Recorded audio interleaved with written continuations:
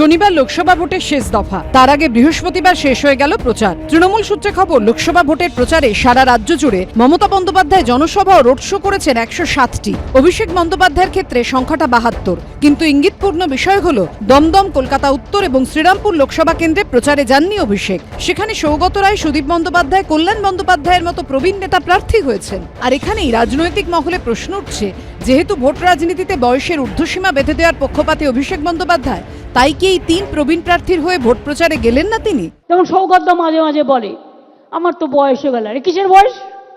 মানুষের মনের কি কোনো বয়স আছে? যারা নতুন এসছেন, পুরনোদের সম্মান দিয়ে মাথায় রাখবেন। আমি 2 মাস 2.5 মাস রাস্তায় ছিলাম, নবজোয়ার করেছি।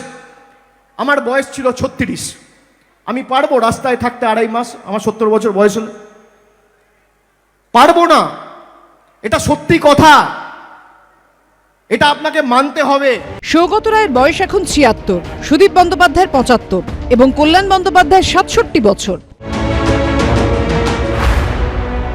তৃণমূলের অভ্যন্তরে দীর্ঘদিন ধরে একটা নবীন প্রবীণ দ্বন্দ্ব চলছিল। অভিষেক বন্দ্যোপাধ্যায় কার্যত নবীনদের পাশে দাঁড়িয়েছিলেন। এই প্রশ্নটা উঠতেই পারে যে এতদিন ধরে যে দ্বন্দ্বটা ছিল নবীন এবং প্রবীণদের, সেটা কি প্রকাশ্যে চলে এলো এই অভিষেক বন্দ্যোপাধ্যায় এই 3টে কেন্দ্রে নির্বাচনের প্রচারে না যাওয়ার জন্য?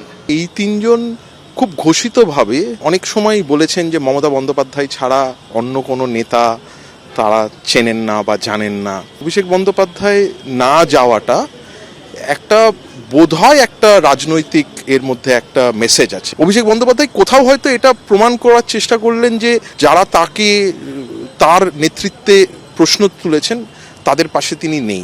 আইপ্যাক, প্রশান্ত কিশোর ইত্যাদি, এখন সেই সমর্থনটাও হয়তো এই প্রার্থীরা পেলেন না। ভাই, জেঠু ভাইপোদের গন্ডগোলে আমরা নেই। আমরা, আমাদের প্রধানমন্ত্রী আছে, কর্মসূচি আছে, নিজের লক্ষ্য স্থির আছে, 1947 সালে সমৃদ্ধ রাষ্ট্র তৈরি করবার সব আছে। বিধানসভায় আমাদের বিরোধী দল আছে, আমরা এইসব নিয়ে ব্যস্ত। অভিষেক সারা বাংলায় বহু রোড শো, জনসভা নিয়মিত করেছেন। প্রায় সবকটি কেন্দ্র থেকেই কর্মীরা চেয়েছিলেন অভিষেক বন্দ্যোপাধ্যায় আসুন। কোথাও যদি শিডিউলিং এর ক্ষেত্রে 2-3টি কেন্দ্র কোনো কারণে বাদ গিয়ে থাকে, তাহলে অন্য কোনো অর্থ খোঁজাটা ঠিক হবে না।